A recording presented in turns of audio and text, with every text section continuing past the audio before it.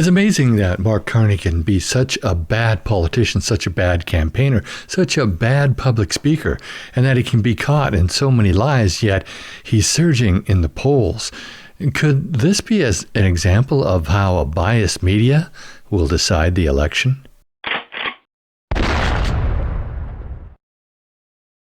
Welcome to my channel, y'all. I hope you're having a great day. Well, each time I see Pierre Poilievre on stage, I think, this guy's a rock star. He can't lose. He's got all the right policies. He speaks well. He presents well. People are flocking to his rallies and his press conferences, and he's always answering the questions that are asked of him in a very intelligent way. And then there's Mark Carney. He can't answer any question in an intelligent way. He's been caught in tons of lies. His public speaking abilities are terrible. His rallies can barely fill a pub at the best of times, let alone aircraft hangars and warehouse spaces that Pierre seems to have no problem filling, up to 6,000 at his latest rally. And yet, Mark Carney is surging in the polls, and we also see the mainstream media. They seem to be giving him a pass on all sorts of things. Take a look at this reporter and political pundit, and tell me if you don't think they're biased in favor of Mark Carney. All right, let's bring in Scott Reid, CTV News political commentator. Hey, Scott, good to see you. Your thoughts on what Preston Manning is saying, if we can start there, about how a vote for Carney and the Liberals is a threat to Canadian unity. Your take? Well, for somebody who stood on the national stage like Mr. Manning, it really is fundamentally disgraceful. We're at a time where the country's being tested. We're being really put through the ringer by the largest economy, largest country in the world, our largest partner. And, the truth of the matter is that if national leaders wanted to divide the country, if they wanted to really exacerbate tensions, and we would have come out of the chute by putting an export tax on our oil and gas, would have really created a bigger burden on the West. That has not happened. Prime Minister Carney has been very measured on that, brought the premiers together. So I think for Mr. Manning to suggest that any vote other than the one that he prefers is a threat to national unity and inflames Western secession is really disgraceful. And it obviously begs the suggestion that maybe it is Mr. Manning who is fanning the flames of disunity. Okay, so let's unpack what he just said there. He's basically saying that a Canadian citizen who used to be in the public light should not be commenting on what a lot of us are thinking, that a vote for Mark Carney is a threat to Canadian unity. Now, Preston Manning isn't supporting the separation of the West. He is just stating a fact, what a lot of us feel out west here. But this political pundit thinks that, he shouldn't be doing that. He makes it sound like Preston Manning doesn't have any right to voice his opinion, a very valid opinion. No, because it hurts Mark Carney, so he doesn't want to hear any of it. He doesn't want Canadians to hear it. I personally think that's pretty slimy and biased reporting. Let me ask you about the polling as well. And we're only day 13, but the Liberals continue to maintain a wide lead over the Conservatives, according to Nick Nanos, doing this for CTV and the Globe and Mail. Should the Liberals be concerned about that wide of a lead with a long way to go? In other words, there's nowhere to go but down, or not? What do you think, Scott? Well, as problems go, that's exactly the one you want to have after 2 weeks of a 5-week campaign. You want to be so far in command of the campaign that people are wondering whether or not you sustain it. That being said, it is its own set of problems. So he's supposed to be a political analyst, not necessarily a pundit for either side, but he does sound like a pundit for the Liberals. And the reporter, well, he goes right to whether or not the Liberals can sustain this lead and how awkward or bad it could be for the Liberals to have this much of a lead this early on, and can they hold on to the lead as if he's worried about it. That to me doesn't sound like fair and unbiased reporting. But not all reporters are giving Mark Carney a free rein. This actually happened today as well, and I thought it was good to see more of a balance and more of a questioning of Mark Carney, putting more of his record to him. And he didn't actually come out too well because, again, he doesn't really deal with hard questions very well. Judy Trin, CTV News. Good morning, Mr. Carney.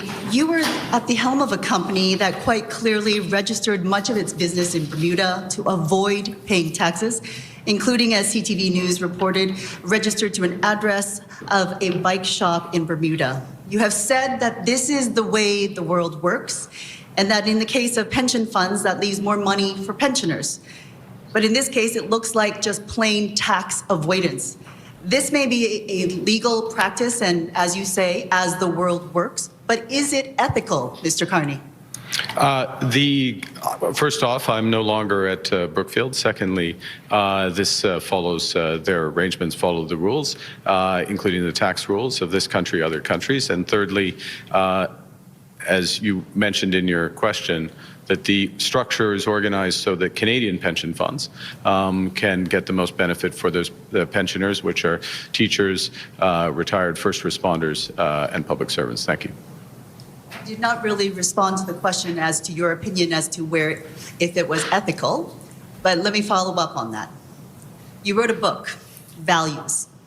The thesis of that book was that capitalism or markets left to their own devices don't help humanity. For years, your party, the Liberal Party, has promised to stop the practice of tax avoidance that Brookfield and other companies have engaged in. Do you have the tools to do that? You said so. When are you going to release and tell Canadians what those tools are, and when will you implement them? Finally, a mainstream reporter putting it to Carney the way it needs to be put to Carney. She actually kind of slammed him there. She said, in your book, you said that capitalism isn't good for humanity, and the Liberal Party doesn't support or wants to prevent people from avoiding paying taxes, but yet your company is avoiding taxes. So what is it, Mr. Carney? What are the tools are you going to use to stop companies, your company, from doing this? Let's see what his answer is.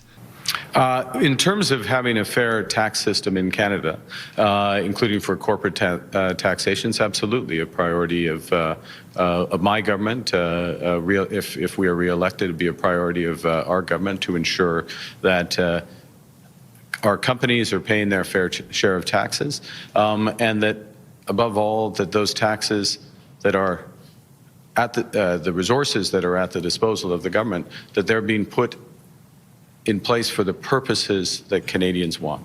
Well, I'm pretty sure he didn't really answer the question there, but look at how he pivots right now to bribing the mainstream media, in particular, CBC. And today is about making sure that those scarce resources are used to reinforce our culture in an independent CBC Radio Canada that provides vital information in all of our communities, and that helps to build this vibrant culture. And we couldn't be in a better setting, I think, than in Montreal to point to that culture that lives and breathes and is so crucial to our national identity. Thank you. I think what you really mean is you want to fund people who will support the liberal cause, the left-leaning media who will always be on your side and will spread your propaganda. Well, why don't we go and see what Pierre Poilievre had to say about this during his press conference in Quebec. It won't, my approach won't have an impact on Radio Canada, but you know, I find it interesting that Mr. Carney is now proposing hundreds of millions of billions of dollars in additional spending. Let's be clear on this. Mr. Carney has not proposed a single penny in cost reductions in this government. He is now proposing to stack billions more costs on top of an already morbidly obese government. He was the economic advisor to Justin Trudeau while they doubled the debt, doubled housing costs, and delivered the worst inflation in 40 years. And now he says that if he's elected to a fourth Liberal term, he will make government and therefore the cost of living even more expensive. We need a change, folks.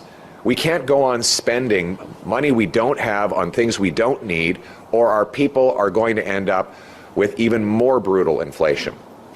I will be cutting waste, bureaucracy, consultants, foreign aid, and other unnecessary expenses to reduce taxes, debt, and inflation. And that's the choice in this election. Do you want a fourth Liberal term of costs and crime up and the economy down under America's thumb, or do you want a new Conservative government that will bring down the cost of living for a change? And that really is the difference between Pierre Poilievre and Mark Carney.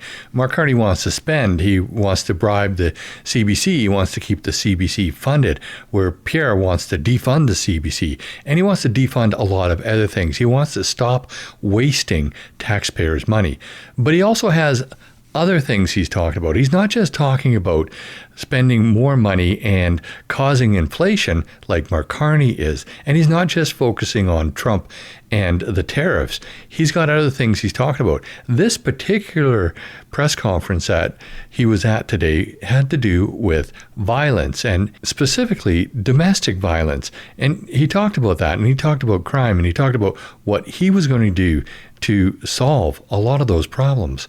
Let's go back to this press conference and see what he had to say about this very important topic. In 2023 alone, 123 victims of age 12 and over were reported to police. Every day, thousands more suffer in silence, trapped in a cycle of violence that they feel helpless to escape. Studies show that economic stress and financial strain worsen these types of family violence cases.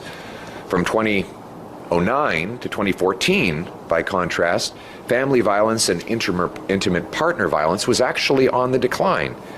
And in fact, in 2014, it marked the lowest year of family violence ever recorded.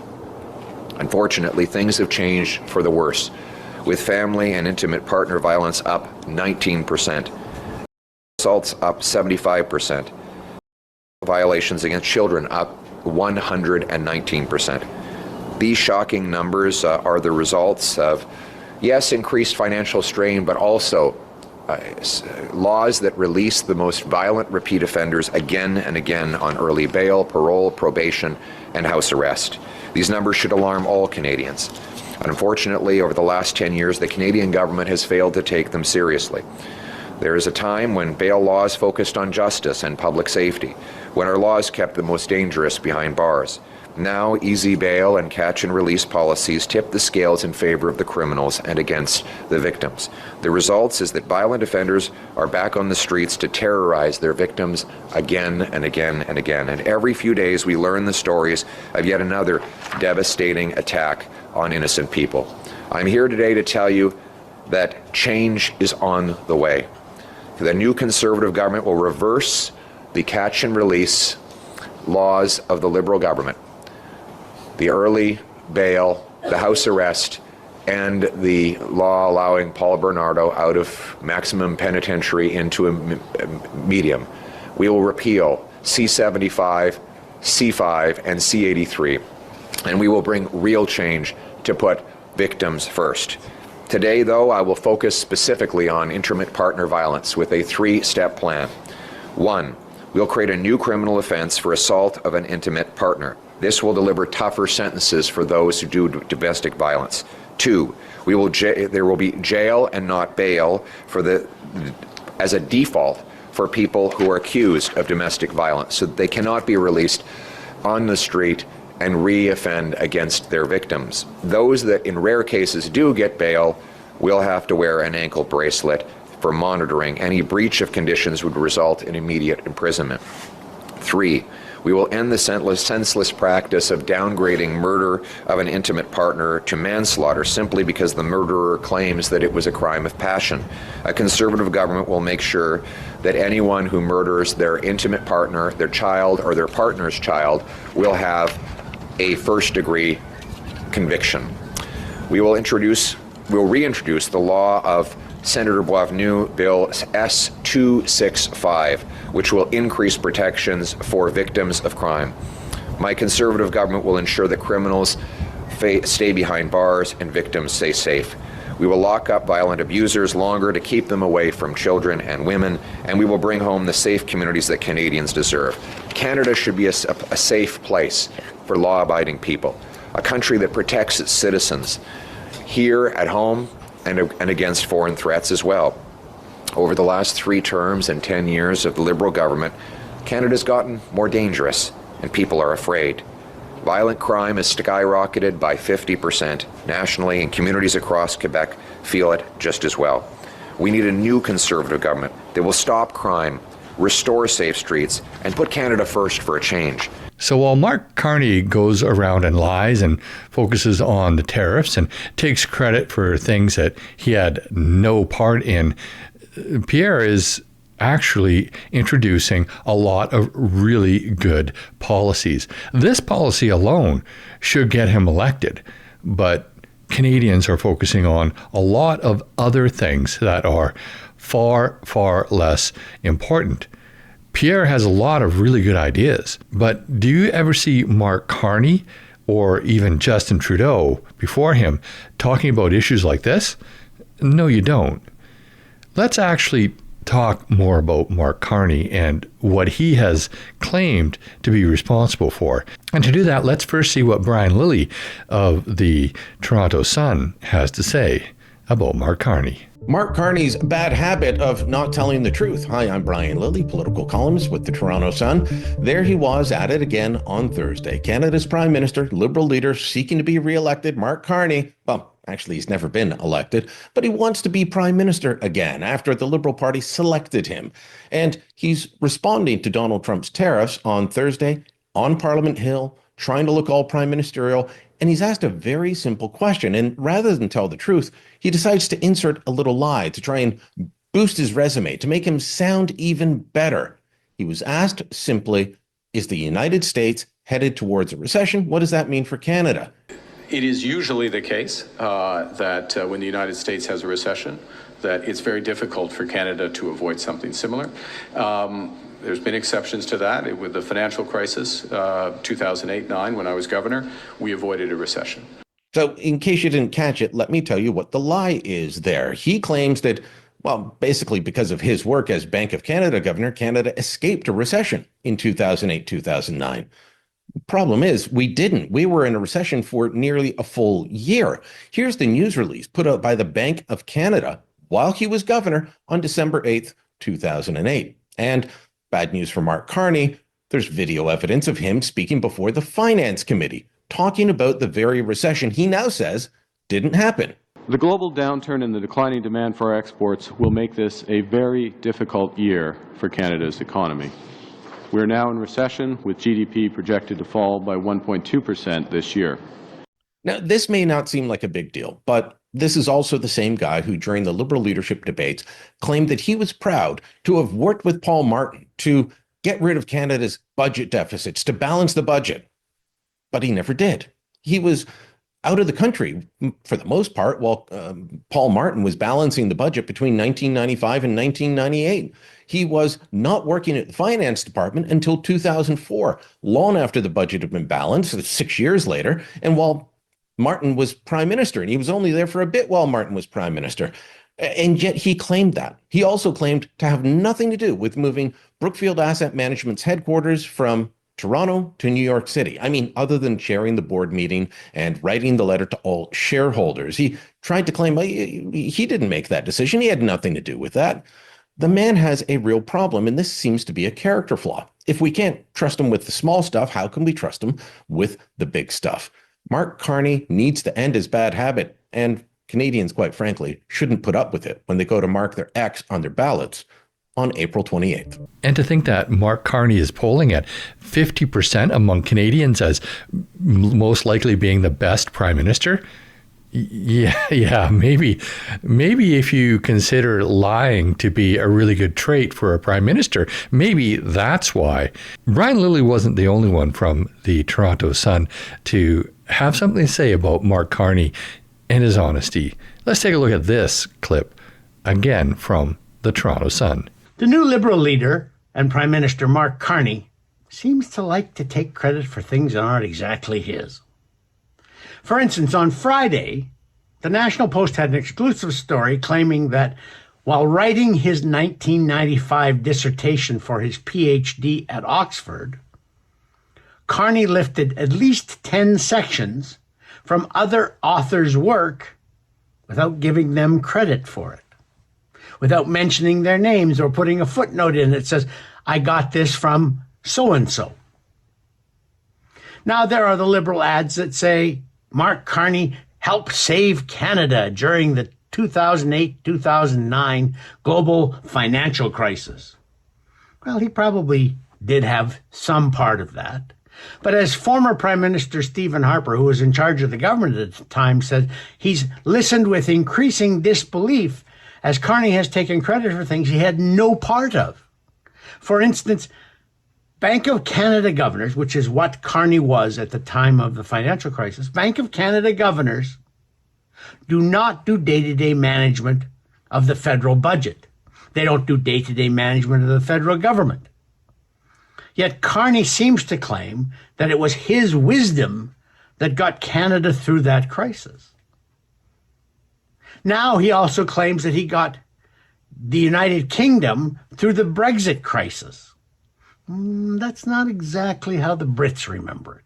There are an awful lot of people in Britain who were very unhappy with Carney at the time of the Brexit referendum because he helped start a fear campaign to suggest that getting out of the EU would be very bad for the United Kingdom. I happen to agree with that. I happen to think Brexit was a mistake for the Brits.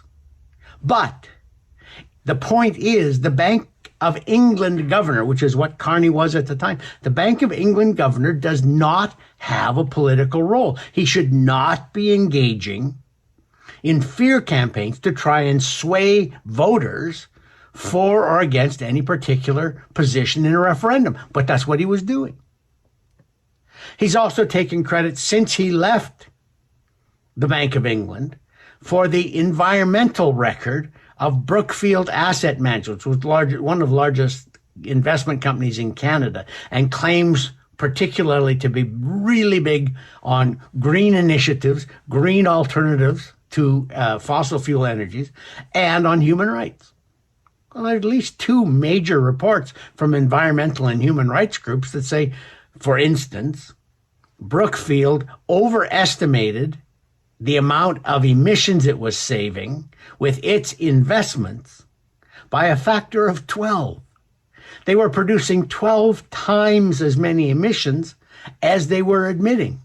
And that's how they were getting these great green ratings. That's how they were attracting moral investors, sustainable investors, people who were looking for investments that didn't produce an awful lot of carbon emissions. And there are other reports that show Brookfield, in its third world green energy projects, has a kind of questionable human rights record. You don't hear that. You don't hear Carney trying to take credit for that. In fact, he's also trying to not take credit for Brookfield moving its head offices from Toronto to New York. Now, who would you trust to deal with the Americans on tariffs? Pierre Poilievre or Jagmeet Singh, or Mark Carney, who took the head office from the company he was in charge of and moved it to New York. I think Carney is not what he appears to be. And I think after this election, Canadians are going to figure that out. I hope they figure it out beforehand, because Carney has the same staff, much of the same caucus, much of the same cabinet, and many of the same senior bureaucrats as Trudeau does. And perhaps most importantly, many of the same policies. I think Mark Carney is just Justin Trudeau 2.0. And I hope Canadians find that out before April 28th, when the election is held. Anybody who's been aware will know all of these things, but I'm not sure that most Canadians are, with the polls being what they are, unless they are actually rigged. How can anybody trust this man? He's focusing on a very narrow set of issues, and he's taking credit for things that he had nothing to do with. And he's out and out lied. His company, Brookfield Asset Management, is corrupt. And we've seen that. They've got tons of violations, human rights violations, environmental violations, and yet this guy is some sort of environmental guru. And then we have Pierre Poilievre, who's talking about real things that matter to Canadians, not just the tariffs. He's talking about the tariffs. He will deal with the tariffs, and he will deal with Donald Trump very effectively. But he's more than that. But what is Mark Carney except a liar? But that's just my opinion. I'd love to know what you think. Put your comments down below. And while you're at it, please like this video, share with your friends and on social media. And if you haven't already, please subscribe to my channel and hit that bell notification so you never miss another video. Also, please join me on Thursday evenings at 6 p.m. Pacific time on both YouTube and Rumble for my live stream, where you're invited to join in on the conversation. Finally, if you reside on Vancouver Island and you want to get your firearms license, I teach the required courses. So if you'd like to take a course from me, there are links in the show notes of this video to my website where you can sign up for one. Thanks for watching, and I'll see you in the next video.